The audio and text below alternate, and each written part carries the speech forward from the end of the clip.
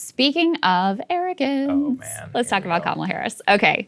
This is another Alex Thompson find. We have we're relying on the reporting of this new book a lot, this show. So go ahead and put this first piece up on the screen, his tweet.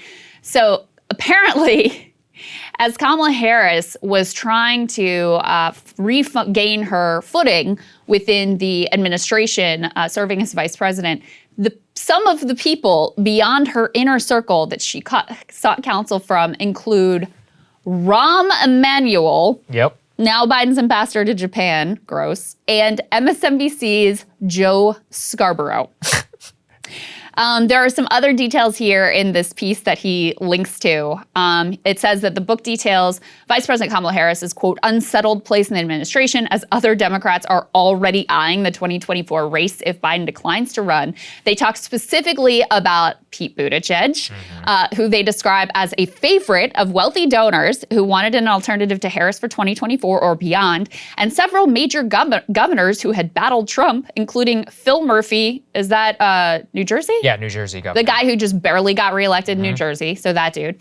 J.B. Pritzker, who's like billionaire Chicago guy, and Roy Cooper, who no one has ever heard of, but is the governor of North Carolina. They are also apparently making the rounds of Democratic contributors, so very likely or very possible they're sort of, positioning themselves to make the case that they should be the Democratic nominee if Biden ultimately doesn't run. And then they talk about how Harris is looking for advice beyond her inner circle and going for the, outsiders counsel of Rahm Emanuel and Joe Scarborough, which is just pretty pathetic. Yeah, it's just interesting to think in the context of how much she's melting down and she reaches for the worst possible advice. This is why I've said, the thing I'm probably most scared of is Joe Biden dying before his term is up, because I cannot imagine a world where this woman is president. She has terrible judgment. Look at the people who she listens to. Joe Scarborough and Rahm Emanuel. If look, I have a lot of criticisms of the Biden administration in Ukraine. We are going to be in a full-blown nuclear war if that woman ever sits in the Oval Office. And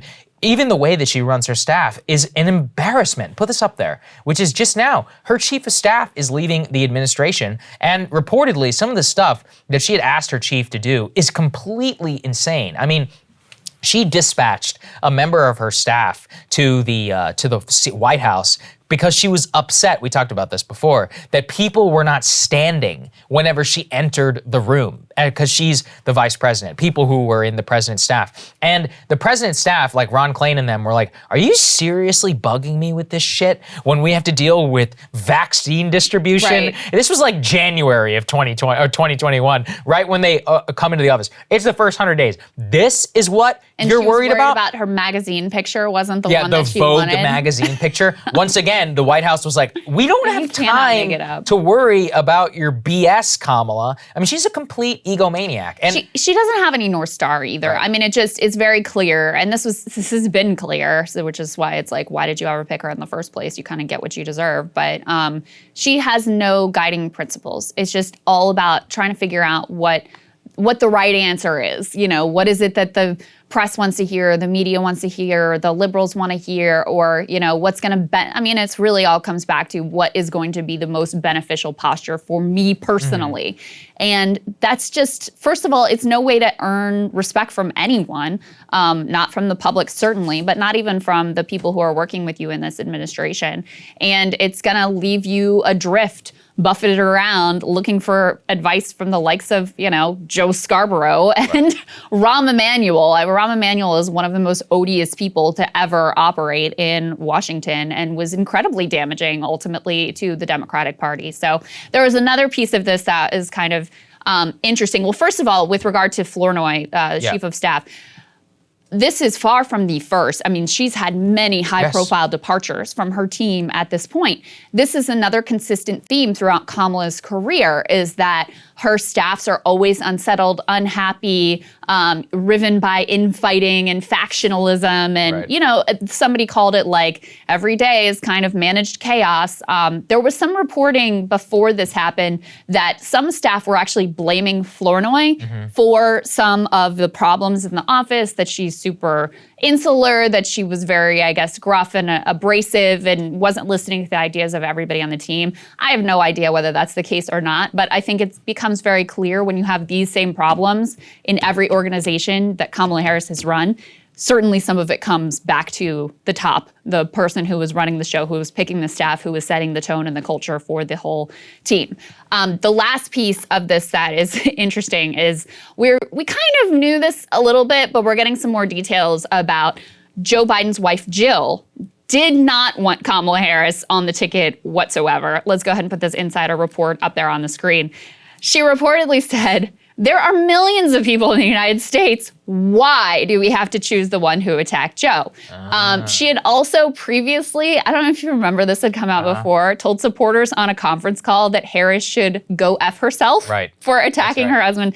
So ultimately, her concern was less about Kamala's politics or capabilities or anything, but she's just sticking up for her family and for her husband in what was a fair attack on Joe, but also was clearly very premeditated and not backed by any principle, because you'll remember after Kamala did her whole, like, that little girl was me, against Biden's position on busing, when she was pressed on it, it turned out she had the same position as him on busing. So it was clearly very disingenuous, like very scripted. T-shirts made, remember that? The Instagram post, the T-shirts made, all of that, a very scripted and premeditated attack on him.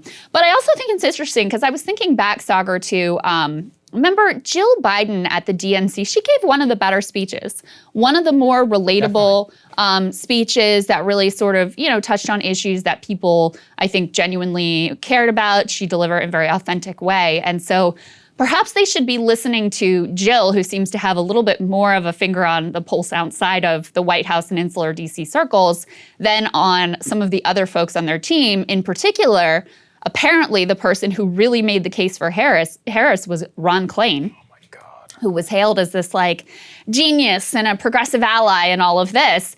He told Jill that choosing Harris will show people that you are magnanimous and forgiving. I guess he said that to Joe.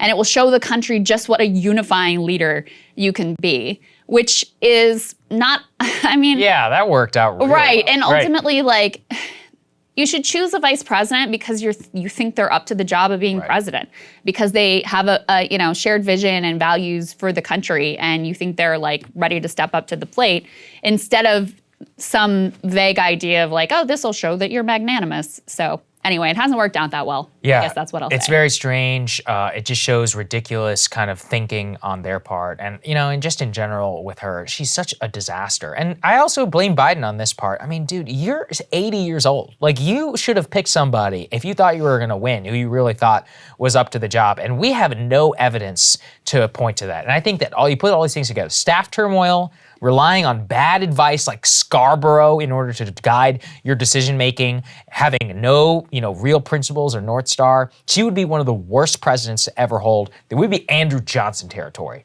if she assumed the office. So it's terrifying in order to see how she conducts herself and a lot of the behind the scenes with her. Well, because, listen, you all know we got all kinds of issues with Joe Biden. But when it came to Afghanistan, and I think also on certain issues when it's come to Ukraine, he has resisted the bullying and the leaks against him and all of the tools and the tricks that the deep state uses to try to compel you in a more hawkish direction. Very clearly on Afghanistan, that is the case. That's only possible if you actually have a principle, some sort of belief that you're willing to commit to. And that's why someone like Kamala Harris in that position is ultimately very dangerous. And we saw this with Trump too. Regardless of whatever he said and told people his values and principles were, he doesn't really care. And that made him very susceptible to manipulation from the people who are around him, who were either ideological or self-interested actors or whatever the deep state ultimately wanted him to do. And so that's why someone who is completely rudderless, like Kamala or like Mayor Pete and these other people, that's why they ultimately are so dangerous, because they'll just be buffeted by the winds of these really malicious, nefarious, self-interested actors here in DC, and that's the worst possible place you can end up in. Cable news is ripping us apart, dividing the country, making it impossible to function as a society, and making it impossible to know just what is true and what is false. But the good news is they are failing and they know it.